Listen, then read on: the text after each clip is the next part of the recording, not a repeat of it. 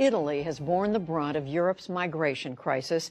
200,000 people have landed on the nation's shores after making the perilous crossing from North Africa. Now, a new right-wing government wants to stop the human tide. It has banned non-profit search and rescue ships from its ports and would like to stop European naval ships from landing refugees on its shores. But organizations are fighting back, accusing the Italians of a cold-blooded policy of allowing people to drown at sea. From Palermo in Sicily, special correspondent Malcolm Brabant reports. They dance to protest that Italy's generosity and tolerance have reached breaking point. Economic migrants like Lamin Sawa from Gambia are angry that the gateways which allowed them to step foot in Europe are being closed to others following behind. The Ministry of Interior of Italy at the moment decided that no boat is going to enter, and that is not fair. Like, they are alive, they are people, they are people who suffered in their country and trying to come out, like, because of their own human resistance. Italian politics student Irene Ivani has sympathy with the migrants, not least because her mother married an Albanian who struggled to overcome prejudice. Everybody needs to choose where they want to live, and not letting them in, letting people die at sea is not an option. Sending them back to Libya to death camps and slavery is not an option. And what we need to do is just get more funds to actually help these people once they come here. Their venom is being directed against this man, Interior Minister Matteo Salvini. In office since March, the right-wing populist is now the most powerful politician in Italy, more influential than the Prime Minister. Salvini wants to establish migrant reception centres south of Libya, where applications for asylum in Europe can be processed. The objective is that not one more single person comes here by boat. The crew of this British patrol ship has sampled Salvini's new tactics. Along with another vessel, it rescued 450 migrants. Salvini kept them offshore for several days and only allowed them to dock for disembarkation once some European countries agreed to take them in. Germany, France and Spain promised to accept 50 migrants each. This tough approach impresses Salvini's fellow party member, Fabio Cantarella, recently elected as a councillor in the Sicilian city of Catania.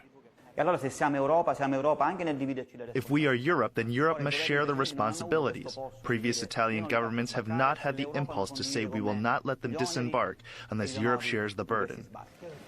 These harrowing images are being used by Salvini's opponents to exemplify the consequences of a Fortress Italy policy. A Spanish team accused Libyan coast guards of abandoning a woman and child to drown after intercepting a migrant boat. Another woman was pulled alive from the flotsam. Politics professor Flavio Vassallo is disturbed by Italy's right turn. He sees echoes of the country's Second World War fascist dictator Benito Mussolini. The European Commission reminded Salvini that people can't be returned to Libya because it's not a safe country. Mussolini used to say, "I don't care," and Salvini is doing the same. Basically, he's disregarding international law, which governs rescues at sea, as well as the Geneva Convention and European Convention on Human Rights. This comparison to Mussolini is shameful. Salvini doesn't do harm to others. Salvini is saying something that is very honest and full of common sense. He's saying we cannot welcome everyone. According to the UN's International Organization for Migration, nearly 2,400 people drowned trying to cross the Mediterranean in 2017. So far this year, the figure is 1,500. That means virtually 2 out of every 100 people who leave North Africa by boat die. Those figures reinforce the determination of organizations running ships like the Aquarius to continue search and rescue missions. But in this hostile atmosphere, they face an uncertain future. For 2 years, this harbour in eastern Sicily has been the home base of the Aquarius, one of the rescue ships. Since Italy closed its ports to such vessels, the Aquarius has been forced to sail 600 miles away to Marseille in southern France to resupply and undertake repairs. That's a long way from the danger zone.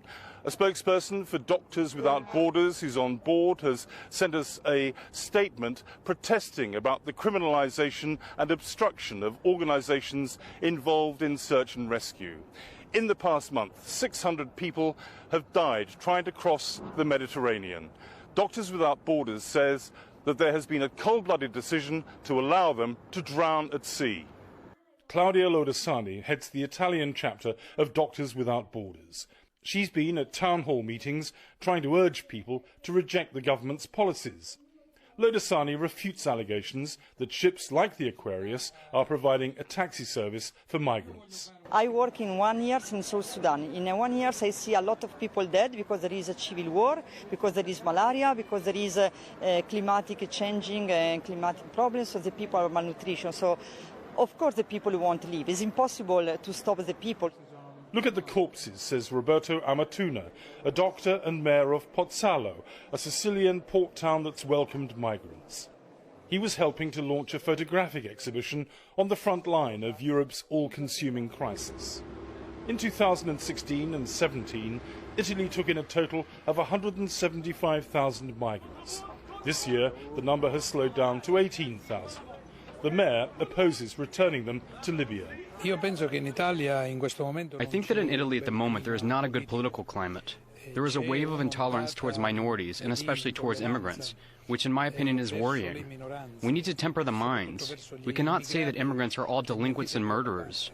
I beg the Pope with the God who crazy. Send him to help us. We want to go. We need our freedom. We want to go. Nigerian Gift Richard had a sympathetic audience among demonstrators protesting outside Europe's biggest refugee camp at Mineo, in the hot, harsh countryside of eastern Sicily.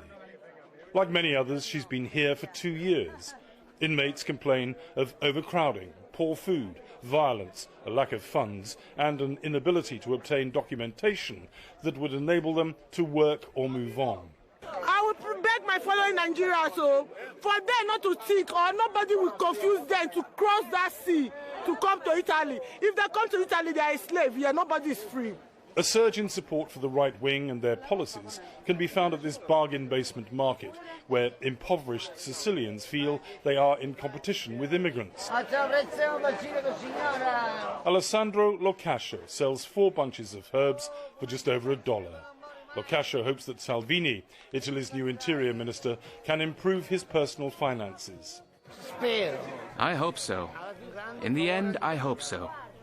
But if he takes away the problem of immigrants, he has already done a great favor to Italy. Already, just that. 18 million Italians are going hungry. Do we have to allow immigrants in? No. Open the ports, open your hearts to be better people, sings this demonstrator.